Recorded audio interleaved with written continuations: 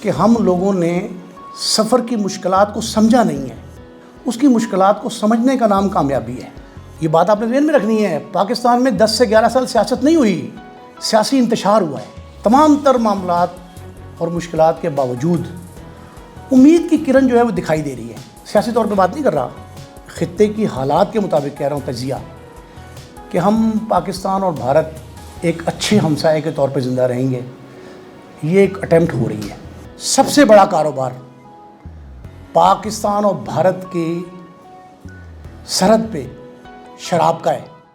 بسم اللہ الرحمن الرحیم. بہت شکریہ قاسم علی شاہ فاؤنڈیشن کا کہ جو شاہ صاحب کی یہ فاؤنڈیشن ہے وہ اس اعتبار سے بڑی غنیمت ہے کہ آج کے دور میں اس طرح کے ادارے بہت کم ہیں، اور جو ہیں وہ کسی گنتی میں نہیں ہے. کوئی پروڈکشن نہیں ہے، کوئی ان کی ڈیلیوری نہیں ہے. ادارے بن بھی رہے ہیں، آپ دیکھ رہے ہوں گے کہ ہر روز کوئی نہ کوئی ادارہ وجود میں آ رہا ہے، خاص کر تعلیمی ادارہ. لیکن جو ادارے یہ زیادہ ہو رہے ہیں، علم کی جہت اور جو تشکیل ہے نا وہ کم ہو رہی ہے، اس کی ترویج کم ہو رہی ہے. اس میں کوئی مایوسی کا پہلو نہیں ہے، لیکن وجوہات جو ہیں وہ آپ سب کے سامنے ہیں. لیکن یہ جو ادارہ ہے قاسم علی شاہ فاؤنڈیشن، یہ اس اعتبار سے بڑا غنیمت ہے، اور پرٹیکولرلی اس کی جو ٹیم ہے شاہ صاحب کی، وہ ان اداروں سے مختلف ہے جن کا میں نے تذکرہ کیا ہے. یہ لوگ ڈیلیوری بھی کر رہے ہیں، لوگوں میں فکر بھی دے رہے ہیں، دانش بھی ہے. شاہ صاحب کی اپنی پرسنالٹی آپ سب واقف ہیں. لیکن اس طرح کے سیشن جو ادارہ کروا رہا ہے وہ میرا نہیں خیال کہ پاکستان میں اس سے بہتر کوئی ادارہ موجود ہے. میں کئی اداروں میں جاتا ہوں، یونیورسٹیز میں، کراچی سے خیبر تک 8-9 یونیورسٹیز میں میرا جانا ہوتا ہے. لیکن جو کوشش، کاوش اور جدوجہد شاہ صاحب اور ان کی ٹیم کر رہی ہے اس پر وہ مبارکباد کے مستحق ہیں. سیشن ہوتے رہتے ہیں، آپ لوگ کئی پلیٹ فارمز پہ جاتے ہوں گے. پرٹیکولرلی جو اسٹوڈنٹس ہیں ان کے لیے قاسم علی شاہ، میں یہ دانستہ یہ بات کہہ رہا ہوں تاکہ آپ لوگوں کو احساس ہو کہ آپ جس جگہ تشریف فرما ہیں اس کی اہمیت کیا ہے. اور جب اداروں کی اہمیت پتہ لگتی ہے تب ان کی جو ڈیلیوری ہے اس کا اندازہ ہوتا ہے. شاہ صاحب جو فورم فراہم کر رہے ہیں وہ اس اینڈ سے اس اینڈ تک کے آنے کا ہے. اور یہ سب سے بڑی بات یہ ہے کہ آج آپ بچے یہاں ہیں، میں اس اینڈ پہ ہوں، یا یہ ہمارا افتخار برخوردار ہے. اس نے جس سفر کا آغاز کیا اور طے کر کے یہاں تک پہنچا، وہی سفر آپ نے یہاں سے یہاں تک کا کرنا ہے. اور شاہ صاحب اس اعتبار سے قابل مبارکباد ہیں کہ انہوں نے آپ لوگوں کو یہ مواقع فراہم کیے ہیں کہ آپ اس اینڈ سے اس اینڈ تک کا سفر کر لیتے ہیں. بس زندگی کی کامیابی یہی ہے کہ آپ جب یہاں سے یہاں تک آتے ہیں اسے سکسیس سٹوری کہتے ہیں. قاسم علی شاہ کی جو سکسیس سٹوریز ہیں، ابھی ہم 5 منٹ پہلے ڈسکس کر رہے تھے کہ وہ کہتے ہیں جی کہ میں بڑی مشکلات سے گزرا ہوں. میں نے کہا جی بڑا اچھا ہوا. کہتے وہ کیوں؟ میں نے کہا اگر وہ آپ اس سے نہ گزرتے تو شاید آپ اس طرح کندن نہیں بن سکتے تھے.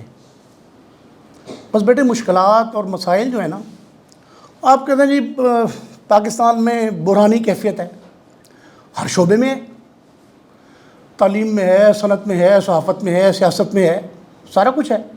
ریزن اس کی کیا ہے؟ ریزن اس کی یہ ہے کہ ہم لوگوں نے سفر کی مشکلات کو سمجھا نہیں ہے. جو سفر آپ نے طے کرنا ہے یا میں نے طے کیا، اس کی مشکلات کو سمجھنے کا نام کامیابی ہے.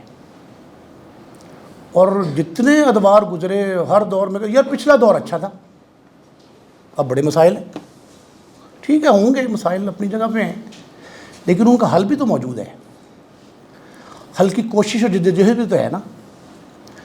پھر یہ بھی آپ نے دیکھنا ہے کہ جو لوگ ترقی کر گئے ان کے ہاں کیا آسانیاں تھیں، سہولیات کیا تھیں، مشکلات کیا تھیں. ترازو کے دونوں پلڑے دیکھنے چاہیے نا. انہوں نے جو ترقی کی ہے آج قاسم علی شاہ کا نام ہے تو ریزن اس کی کیا ہے کہ ان کو یہ پتہ ہے کہ میں جس گھر سے نکلا تھا، والدین نے جو مصائب مشکلات جو اٹھائی تھیں، جو مصیبتیں اذیتیں جھیلی تھیں، وہ کس قدر تھیں، اور آج میں اگر ان کے لیے سکھ کا باعث ہوں، انہیں سہولیات فراہم کرنے کے قابل ہوا ہوں، تو وہ کیسی ہیں۔ یہ سارے معاملات کا نام جو ہے نا وہ زندگی ہے۔ جتنی مشکلات، جتنے مسائل، جتنے مصائب آپ پہ پڑیں گے، اتنی جلدی آپ کامیاب سفر کا وسیلہ بن سکتے ہیں۔ وسیلہ تلاش خود کرنا ہے۔ میں آپ سے یہاں سے مخاطب ہوں، کل آپ میں سے کوئی شخص یہاں ہوگا اور میں اس اینڈ پہ بیٹھا ہوں گا۔ تو یہ بیٹے جو ہے نا معاملات، اس میں مایوسی کی لوگ زیادہ باتیں کرتے ہیں۔ میرا نہیں خیال کہ مایوس ہونا چاہیے، خاص کر طالب علم کو۔ جو علم کا طالب ہے نا وہ مایوس نہیں ہوتا، وہ پر امید ہوتا ہے، فکر مند ہوتا ہے، فکر مند ہونا چاہیے۔ مایوسی اور فکر میں اتنا ہی فاصلہ ہے جتنا ناکامی اور کامیابی میں ہے۔ بس یہ باتیں اپنے ذہن میں رکھنی ہیں۔ لائف کا ہر سکیچ جو ہے نا اس کو غور سے دیکھیں، جہاں کہیں کمی کوتاہی کمزوری ہے اسے دور کریں۔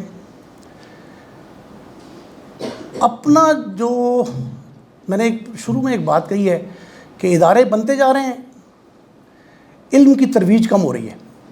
تعلیمی ادارے بن رہے ہیں، ہر روز ایک پرائیویٹ کالج کھلتا ہے، پرائیویٹ یونیورسٹی بنتی ہے، لیکن وہ ڈیلیور نہیں کر رہے، یا اس انداز سے نہیں کر رہے جو ڈیلیوری ہونی چاہیے۔ کتنی افسوسناک بات ہے کہ لاہور کے جو پاسپورٹ آفسز ہیں ان دو آفسز میں 47 سے 50% تک ایسے لوگ ہیں جو اپلیکنٹ ہیں پاسپورٹ کے لیے جو طالب علم ہیں۔ نصف جو لوگ اپلائی کر رہے ہیں لاہور میں صرف 2 آفسز ہیں، ایک شادمان میں ہے، ایک جوہر ٹاؤن میں۔ دونوں آفسز سے ہم نے ڈیٹا لیا، اس سے یہ پتہ چلا کہ 50% اسٹوڈنٹس ملک سے باہر جانا چاہتے ہیں، اور ان میں سے 30% ایسے ہیں جو نان افورڈنگ ہیں۔ اب دیکھیں کتنی خوفناک بات ہے کہ 30% بچے یہ افورڈ نہیں کر سکتے کہ وہ بیرونی ممالک میں تعلیم کے اخراجات برداشت کر سکیں، لیکن ان کے والدین کیسے کر رہے ہیں، کیا کر رہے ہیں، یہ کچھ نہیں پتہ۔ کیسے مینیج کریں گے؟ ہو سکتا ہے 2-4-5% اسکالرشپ پہ بھی ہوں، لیکن ناممکن ہے۔ آپ بچے اسکالرشپ پہ ہیں، مجھے انہوں نے بتایا، بڑی خوشی کی بات ہے، آپ کی قابلیت کا نتیجہ ہے کہ اسکالرشپ ملا آپ کو۔ لیکن یہ جو معاملات ہیں کہ یہ ہمارے ہاں ڈائلما، ابھی کل ایک لسٹ آئی ہے، پتہ نہیں آپ نے دیکھی کہ نہیں، 10 ایسے ادارے ہیں پاکستان کے جو 418 ارب روپے کے خسارے میں ہیں۔ کل ایک لسٹ گورنمنٹ نے جاری کی ہے، اور یہ 2020 دسمبر تک کی ہے۔ میں نے بھی شاہ صاحب شیئر کی ہے، وہ حیران رہ گئے۔ ان میں جو یہ لیسکو، فیسکو، چیسکو، پیسکو، میسکو ہے نا، اس طرح کی یہ ڈسٹریبیوشن کمپنی جو ہے، یہ ڈسٹریبیوشن کمپنیز جو ہیں وہ 5 ہیں۔ ان 10 میں سے 5 ڈسٹریبیوشن کمپنی ہیں جن کا شور لوگ مچا رہے ہیں کہ بل زیادہ آتے ہیں، بجلی آتی نہیں ہے۔ تو وہ 10 میں سے 5 ایسی کمپنیز ہیں۔ کوئٹہ کی جو ڈسٹریبیوشن کمپنی ہے وہ نمبر 1 ہے، سب سے زیادہ خسارہ اس کا ہے۔ چوتھے نمبر پہ، 5ویں نمبر پہ کراچی سٹیل مل ہے، اینڈ پہ ہمارا لیسکو ہے 10ویں نمبر۔ اب آپ یہ بتائیں کہ یہ جو لسٹ گورنمنٹ نے جاری کی ہے، اب دانستہ ہم نے روکے رکھا اس کو، 2020 دسمبر تک کی آئی، 21 میں عمران خان صاحب کی گورنمنٹ تھی، اس نے اس کو کہا جی بند کر دے، اس کو خسارہ شو ہی نہ کریں، وگرنہ ہم سے مالیاتی ادارے ناراض ہو رہی ہیں۔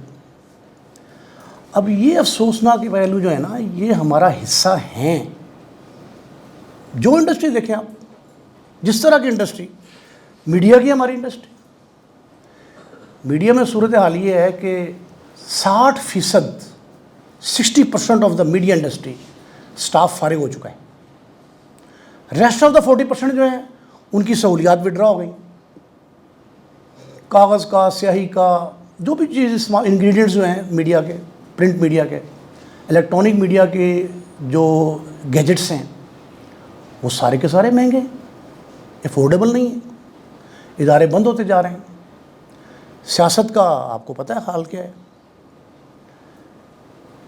10 سے 11 سال کے دوران جو سیاسی انتشار، سیاست نہیں ہوئی، یہ بات آپ نے ذہن میں رکھنی ہے، پاکستان میں 10 سے 11 سال سیاست نہیں ہوئی، سیاسی انتشار ہوا ہے، بالکل پولیٹیکل انسٹیبلٹی آئی۔ اس کی ریزن یہ تھی کہ ہم نے سیاست کو انتشار، جنگ کی شکل دے دی، اور رزلٹ کیا آپ کے سامنے؟ سیاست میں انتشار جو در آیا تھا نا، اس نے ہمارے اوور آل سسٹم کو اتنا کولیپس کیا کہ ہم سارے مایوسی کا شکار ہو گئے۔ لیکن تمام تر معاملات اور مشکلات کے باوجود امید کی کرن جو ہے وہ دکھائی دے رہی ہے۔ وہ کیسے کہ آج ایک نگران فیڈرل منسٹر کا سٹیٹمنٹ ہے، آج کے اخبارات میں ہے، کل ٹی وی چینل پہ چلا ہے، کہ ڈالر 250 روپے سے نیچے ہونا چاہیے، اور ہو بھی جائے گا میرا خیال ہے کہ شاید اگلے ویک میں جو اقدامات ہیں اس سے ٹھیک ہے۔ اب ڈالر نیچے آئے گا، پیٹرولیم نیچے آئے گا، اشیاء صرف کے نرخ کم ہو جائیں گے، لیکن اس سے بڑھ کے جو بات ہے وہ یہ ہے کہ پاکستان کی طرف وہ ممالک جو ہماری طرف کبھی متوجہ نہیں ہوئے تھے، ان کی دلچسپی پاکستان میں ہے اور بہت خوش آئند ہے۔ سی پیک جو ہے وہ ریوائول کی طرف ہے، پاک بھارت تعلقات بہتری کی طرف جا رہے ہیں۔ کشمیر ایشو ڈیڈ ہو جائے یا نہ ہو، اپارٹ فرام دیٹ پاکستان اور بھارت ہمسایوں کی طرح رہیں گے۔ سیاسی طور پہ بات نہیں کر رہا، خطے کی حالات کے مطابق کہہ رہا ہوں، تجزیہ، کہ ہم پاکستان اور بھارت ایک اچھے ہمسائے کے طور پہ زندہ رہیں گے۔ یہ ایک اٹیمپٹ ہو رہی ہے، یہ بھی پاکستان میں سٹیبلٹی لائے گی۔ ٹھیک ہے، لوگ یہ کہتے ہیں تجارت آپ نے نہیں کرنی، نہ کریں۔ نواز شریف صاحب کا دور تھا جب پرائم منسٹر تھے، تو لاہور میں شالامار باغ سے، بیٹے یہ اگر آپ لاہور کے ہیں یا لاہور سے وابستہ ہیں تو یہ انفارمیشن ضرور رکھا کریں، شالامار باغ سے جلو تک ایک ٹریڈ روٹ بن رہا تھا، جس میں یہ کہا گیا کہ حمزہ شہباز جو ہیں وہ 7,000 شاپس بنا رہے ہیں، ٹریڈ شاپس۔ وہ سیاست کی نظر ہو گیا، رک گیا۔ ان کا ٹرکس جو ہیں وہ بجائے اٹاری بارڈر کے واگا کے ذریعے وہ شالامار باغ تک آئیں گے، شالامار باغ سینٹر میں آ جائے گا، اور وہاں سے واپس لے کے اور واپس انڈیا جایا کریں گے، اور راستے میں دکانیں سج جائیں گی۔ ابتدائی طور پہ ہٹس بنائے گئے، جہاں آپ اگر گئے وہاں اس علاقے میں تو وہ چائنا کا مال سیل کر رہے ہیں، بہت سی دکانیں اب بھی بن گئی ہیں، وہ اسی کی ابتدا تھی۔ لیکن وہ یہ کہہ کر سیاست کی نظر کر دیا گیا کہ جی حمزہ شہباز کا مفاد ہے، اس میں بند ہو گیا۔ اب وہ پروجیکٹ جو ہے ریوائیو ہونے والا ہے۔ بیٹے ایک تو یہ ہے کہ یہ ٹریڈ سرٹیفکیشن تھی، اس میں کوئی لون یا فنڈز انوالو نہیں تھے، جس تاجر کا جو جی چاہتا وہ خریدتا، جو دکان بنانا چاہتا دکان بناتا، جو مارکیٹ کھولنا چاہتا مارکیٹ کھول لیتا۔ لیکن ایک بات آپ سمجھیں، پاک بھارت ہر سرحد پہ ہوتا ہے، پاک بھارت سرحد پہ پرٹیکولرلی جو کاروبار ہوتا ہے پتہ ہے آپ کو کیا ہے؟ آپ کی بات کا جواب دے رہا ہوں، کیا کاروبار ہوتا ہے؟ سب سے بڑا کاروبار پاکستان اور بھارت کی سرحد پہ شراب کا ہے، سب سے بڑا کاروبار ہے۔ جو روہی نالا ہے ہمارا، وہ انڈیا سے چلتا ہے اور پاکستان میں آتا ہے۔ بیٹے حقائق کو سامنے رکھ کے پھر گفتگو کرنی چاہیے ہمیں۔ وہ جو روہی نالا آتا ہے وہاں سے، اس کے ارد گرد انڈیا کے حصے میں دونوں طرف شراب کشید کرنے کے کارخانے ہیں، وہاں شراب کشید ہوتی ہے اور نالے میں وہ پانی ڈال دیتے ہیں۔ وہ پانی جب یہاں آتا ہے تو یہاں کے جو لوکل پاکستانی ہیں ہمارے، وہ جو دیہاتی ہیں وہاں کے گاؤں کے، وہاں ایک شمشیر اور جامن دو بڑے گاؤں ہیں، موضع جامن اور شمشیر، وہ دو، اگر آپ وہاں سرحدی علاقوں میں جائیں تو آپ دیکھیں گے ان دونوں علاقوں کے لوگ جو ہیں گھڑوں میں مٹکوں بھر لیتے ہیں اور وہ دبا دیتے ہیں مٹی میں، وہاں سے وہ شراب بنا کے پورے ملک میں سیل کرتے ہیں۔ پہلا کاروبار۔ دوسرا، جانور آتے ہیں، بڑے بڑے ٹرک آتے ہیں، بڑے بڑے ٹرالے، ایک ایک ٹرالے میں 10 کمپارٹمنٹ ہوتے ہیں، ان میں وہ جانور لاتے ہیں ذبح کر کے، اگر ان کے پاس فیسیلیٹیشن ہے فریزر کی تو ان میں ذبح کر کے، وگرنہ زندہ، اور پنجاب میں نہیں استعمال ہوتے، وہ خیبر بھیجتے ہیں، افغانستان بھیجتے ہیں. یہ دوسرا کاروبار ہے. اور تیسرا کاروبار سمگلنگ ہے، جو بارڈر یعنی روڈ ٹریڈ سمگلنگ ہے نا، روڈ ٹریڈ، وہ روڈ ٹریڈ پہ کرتے ہیں. یہ 3 کام ہیں وہاں. اگر آپ ان کا کوئی نہ ٹیکس لیتے ہیں، نہ کوئی ریکارڈ میں، نہ کسی ایف بی آر کے پاس ہے، ان کو آپ ریگولرائز اگر کر لیں بیٹے تو کوئی بری بات ہے. آپ کو پتہ لگ جائے کہ 2000 ٹرک آتے ہیں جانور لے کے، شراب جو ہے وہ 10 کارٹن بنتے ہیں، اور جو ٹریڈ روٹ آپ روڈ کے ذریعے کر رہے ہیں اس میں یہ کچھ ہو رہا ہے، تو آپ کو پیسے ملیں گے نا. آپ کچھ نہ کریں، آپ کوئی ٹیکس نہ لگائیں، آپ صرف لاہور کی راہداری لگا دیں، تو لاہور میں تو پیاز آپ کو 50 روپے کلو ملے گا نا. جو سبزیاں آ رہی ہیں وہ روڈ کے ذریعے آ رہی ہیں، ٹماٹر جو آ رہے ہیں روڈ کے ذریعے آ رہے ہیں، دالیں، چاول، یہ سارا آپ لا رہے ہیں، لیکن پتہ کسی کو نہیں ہے کتنا آ رہا ہے. تو بیٹے یہ جو معاملہ ہے نا، یہ ایک اچھا ایکٹ تھا، لیکن ہم نے سم ہاؤ نہیں کرنے دیا. ہمارے جو محکمے ہیں نا وہ اپنا کام نہیں کرتے. سب سے بڑا پرابلم یہ ہے، جس کا جو کام ہے وہ نہیں کرتا، باقی ہم سارے کام کرتے ہیں. اپنے مقصد کا، اپنے مطلب کا جو ہم نے گول اچیو کرنا ہے وہ نہیں کرتے. کیوں نہیں آج تک کسی نے تلاش کیا کہ وہ شراب جو کشید کر رہے ہیں؟ آپ کو پتہ ہے کہ 15 سال پہلے 2008 یا 9 کی بات ہے، ہمارے ہاں جانور مرنا شروع ہو گئے. بارڈر بیلٹ ایریا، BBA کہتے ہیں، border belt area. Border belt area جو ہے اس پہ جانور مرنے شروع ہو گئے. لوگوں نے کہا یار اتنے جانور مر رہے ہیں، اور مردہ جانور جو ہیں وہ لاہور میں فروخت ہوتے رہے. یہ لکشمی چوک پہ، مکلوڈ روڈ پہ جتنے ریسٹورنٹ ہیں وہاں لوگ، ہم کافی عرصہ لاہوری جو ہیں وہ کھاتے رہے مردہ جانور. وہ پتہ لگا کہ جانور مر کیوں رہے ہیں. تب یہ بات پتہ لگی، وہی شہباز شریف کا دور تھا، تب یہ بات پتہ لگی کہ وہاں جو نالا آ رہا ہے وہاں سے یہ پانی پیتے ہیں جانور، وہ شراب کا کشید کردہ پانی ہے، وہ پی کے مر جاتے ہیں. تب یہ بات کھلی کہ پاکستان، لاہور اور بھارت میں سب سے بڑا ٹریڈ روٹ جو ہے وہ شراب کے لیے استعمال ہو رہا ہے. حالات ٹھیک ہو سکتے ہیں صرف ایک طریقے سے، کہ جو ہم بار بار یہ جملہ کہتے ہیں نا، یوتھ. یہ یوتھ کیوں کہتے ہیں؟ اس لیے کہ ہم لوگ اور 5 7 10 سال زندہ رہ جائیں گے. ہماری نسل جو ہے، ہمارے آنے بعد والے، آپ درمیان میں ایک بیچ اور پھر آپ کا بیچ، یہ 2 نسلیں جو ہیں نا، ان لوگوں نے 20 سے 25 اور 30 50 سال بھی گزارنے ہیں. خدا کرے کہ لمبی عمر ہو، اچھی بات ہے، شرع میں حکم ہے کہ طول عمری کی دعا کرنی چاہیے. اگر یہ 2 نسلیں یہ طے کر لیں، تہیہ کر لیں کہ ہم نے کوئی اور کام نہیں کرنا، علم حاصل کرنا ہے، تعلیم اپنی مکمل کرنی ہے، اور سوچ کو مثبت رکھنا ہے. کوئی تیسرا کوئی فارمولہ نہیں ہے. مثبت سوچ رکھنی ہے.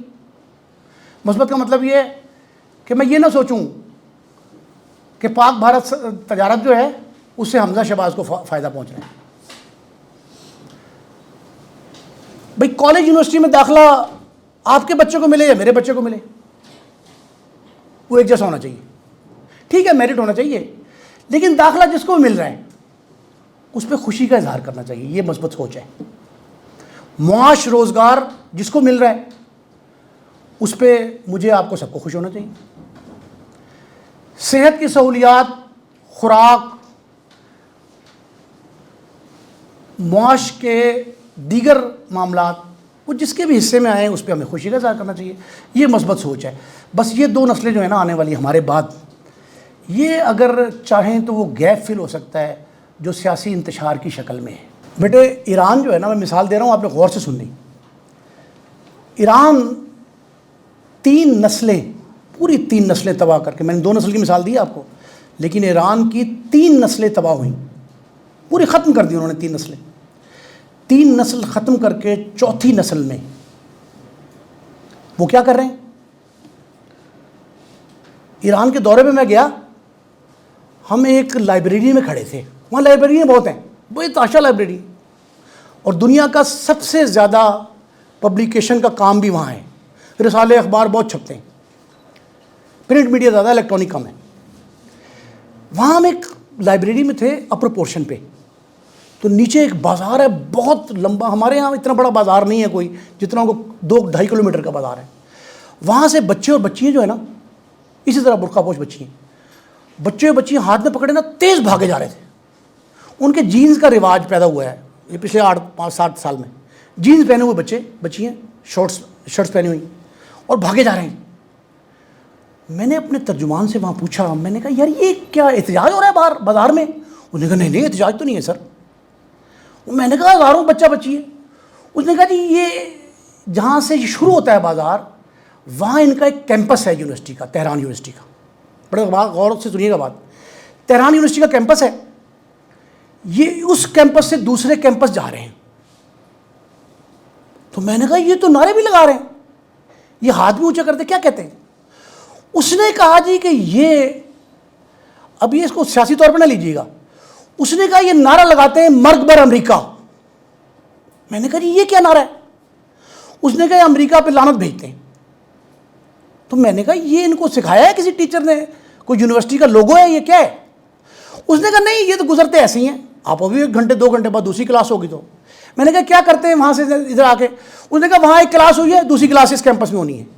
تو میں نے کہا یہ نہ کوئی بستہ ہے ان کے پاس، نہ بیگ، نہ کتابیں، کیا ہے؟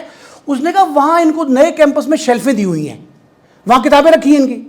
یہ وہاں سے جائیں گے 5 سے 10 منٹ کا ڈسٹینس، اور اس کے بعد جو ہے وہ وہاں 5 منٹ کا بریک، وہ چائے لیں گے، کف لیں گے. وہاں ہم نے وہ جا کے جگہ دیکھی، دوسرا کیمپس، وہاں ڈسپینسر لگے ہوئے تھے، کوئی کافی پی رہا ہے، کوئی چائے پی رہا ہے، اور اپنے اپنے بکٹ میں لاکر میں جا کے وہاں سے کتابیں نکال کے دوبارہ کلاس میں جا رہے ہیں. میں نے کہا یہ کیا ہے؟ اس نے کہا جناب بات یہ کہ ہماری 3 نسلیں جو تباہ ہوئیں، اس کے بعد ہم نے کچھ 4-5 فیصلے کیے. اب یہ آپ کی جواب کا جواب دے رہا ہوں کہ کیوں ہوا.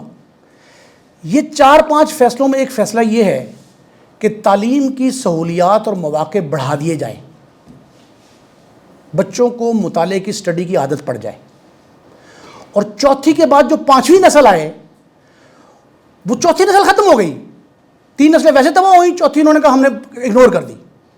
5ویں نسل جو آئے گی وہ میچور ہو جائے گی، علم کی طرف راغب بھی ہوں گے. وہ جو منوٹنس پیدا ہوتی ہے ایک کیمپس میں، چھوٹی سی بات ہے کہ آپ اس آڈیٹوریم میں بیٹھیں، تھوڑی دیر بعد یہ کہیں آپ کو افتخار صاحب کہ آپ دوسرے آڈیٹوریم آ جائیں. اسکول میں ایک ہی کلاس میں پڑھاتے ہیں بچے، کالج میں پھر کوشش ہوتی ہے دوسرے کلاس روم میں چلے جائیں. یونیورسٹی میں ایک کیمپس سے دوسرے کیمپس میں جانے کی ریزن یہ ہے کہ بچوں کی منوٹنس ختم ہو، ڈلنس ختم ہو. ان کے ذہن میں ایک جو بات بیٹھ گئی کہ یار یہی ماحول ہے، اسی طرح کا پروجیکٹر لگا ہے، یہ پنکھے ہیں، یہ اے سی ہے، اس سے آپ نکل کے نئی جگہ پہ جائیں. انہوں نے کہا ہم نے ان کو سکھانے کا ایک طریقہ یہ نکالا ہے کہ ان کی وہاں کی بکس اور کاپیز وہیں، یہاں کے نوٹس یہاں. یہ ہم نے ان کو سکھایا ہے. بات بڑی چھوٹی سی ہے لیکن غور کریں کتنی بڑی ہے. میں نے کہا اس کے بعد، کہتا اس کے بعد آدھے گھنٹے کا ان کا پھر ایک لیکچر ہے، اس کے بعد آدھے گھنٹے کی پھر کلاس ہے. اس میں کیا کریں گے؟ اس میں یہ صرف لائبریری میں جائیں گے. جو بچے لائبریری میں جائیں گے لائبریری میں جائیں گے، باقی لیبز میں جائیں گے. میں نے کہا انہیں اس کا وہ پرانے کیمپس میں. اب یہ ساری کی ساری باتیں جو ہیں نا، یہ اس لیے کی جاتی ہیں کہ کوشش کر کے لوگوں میں دلچسپی برقرار رہے. ہمارے ہاں بیٹے پرابلم یہ ہے جو آپ بات کہہ رہے ہو کہ ہمارے ہاں کوئی دلچسپی کا عنصر نہیں ہے کسی قسم کا. آپ یقین کریں ہمارے اخبار کا چینل کا رپورٹر جو ہے وہ دفتر سے باہر بہت بڑا تھانے دار ہے، بہت بڑا تھانے دار ہے. ہر ادارہ اس سے ڈرتا ہے، ہر ادارے کا سربراہ اس سے ڈرتا ہے. حکمران خود جو منصب اقتدار پہ ہیں وہ اس سے ڈرتے ہیں رپورٹر سے. لیکن جب رپورٹر ہمارے دفتر کے پریمزز میں داخل ہوتا ہے، یہ دروازہ کھولتا ہے اور آ جاتا ہے دفتر میں، پھر وہ بالکل چونٹی کی طرح زیرو ہو جاتا ہے. کیوں؟ اس پہ سختیوں کے وہ پہاڑ ڈھائے جاتے ہیں کہ اسے یہ بھول جاتا ہے کہ باہر میں M D P T V کے پاس گیا تھا تو وہ مجھ سے کانپتے ہوئے مجھے چائے بھی پیش کر رہا تھا، مجھے چھوڑنے ہی باہر گاڑی تک آیا تھا. اور جب میں قاسم علی شاہ کے دفتر گیا تو فاؤنڈیشن کے بہت سارے لوگوں نے میرے استقبال بھی کیا تھا. وہ بھول جاتا ہے. وہ کہتا ہے کہ یار میں نے نیوز ایڈیٹر کو کیا جواب دینا ہے، اسائنمنٹ ایڈیٹر کو کیا کہنا ہے، ایڈیٹر سے کیسے ملوں گا، مالک میرے ساتھ کیا سلوک کرے گا. ایک دوسری فکر، وہ کہتا ہے کہ یار میں تو 1 کلومیٹر دھکا لگا کے موٹر سائیکل کو لے کے آ رہا ہوں، اور موٹر سائیکل کو دھکا لگانا اور بچے بچیاں اکٹھے ہاتھ پکڑ کے بھاگ رہے ہوں کسی روڈ پہ، کتنا فرق ہے. اس کے ذہنی جو تراوٹ اور تناؤ ہے نا، وہ کس لیول کی ہے اور اس کی کس لیول کی ہے. ہم نے کئی مسائل، اچھا یہ بھی بات آپ نے ذہن میں رکھنی ہے، بہت سارے مسائل سیلف کریٹڈ ہے، بلکہ 70% کے قریب وہ ہمارے خود ہی پیدا کرتا ہے. بھئی کیا تکلیف ہے اگر رپورٹر کو آپ اچھی طرح اس کا باس جو ہے مل لے. دو باتیں ذہن میں رکھنی ہیں. ایک یہ کہ جب آپ کوئی لمبی چوڑی کہانی سنتے نا، اس کی تصدیق اور تحقیق کیا کریں. اس کے پیچھے حقائق بعض اوقات بالکل نہیں ہوتے، بعض اوقات 5, 10, 15% ہوتے ہیں. اور بہت اچھا بڑا بندہ کہہ رہا ہو تو 50% ہوں گے. تو اسے خود ہی ڈیوائڈ کر لیا کریں، پہلی بات. دوسری بات یہ ہے کہ کسی شخص کے بارے میں جب اپنے ذہن میں کوئی خاکہ تیار کرتے ہیں نا، اس خاکے کی تصدیق اس طرح کیا کریں کہ اس بندے کی جگہ پر اپنے آپ کو رکھا کریں کہ میرا کوئی خاکہ تخلیق کر رہا ہو تو وہ کیسے ہوگا. تو میں جس کا خاکہ بنا رہا ہوں وہ آیا حقائق پہ مبنی ہے بھی یا جھوٹ کی بنیاد ہے ساری. تھینک یو ویری مچ، بہت شکریہ آپ لوگوں کا.